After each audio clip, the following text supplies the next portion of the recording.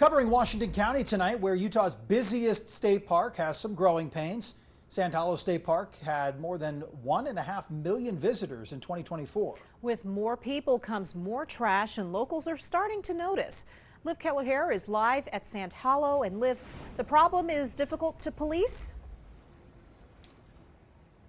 Yeah, that's right, Jamie and Brian. People come here for the blue water, the red sand beaches, and a respite from the heat. But what people leave behind, from wrappers to full-on sofas, is putting a strain on crews here who rely heavily on volunteers to keep the park clean.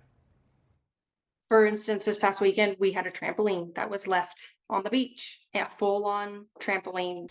I'd be on the water and I'd see like napkins or forks, and I would pick it up and it would just drive me nuts, because it's like, if you're going to enjoy this beautiful natural beauty, I feel like it's just our responsibility to keep it clean. The park sees more than 1 million visitors a year. Our cleanup situation as far as trash and litter control, that we have camp hosts who live in the park.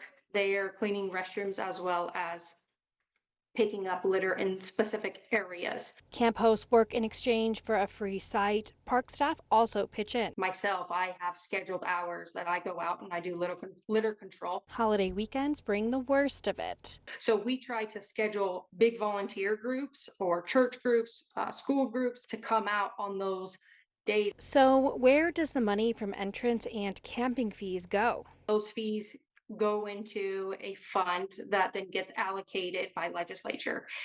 So a lot of those fees do come back to us, but some of them go out to bigger projects that's statewide and not necessarily here at Sand Hollow State Park. Would it benefit the parks to have more dedicated staff that their job is to go and pick up trash, rather than it being in addition to your role or asking volunteers?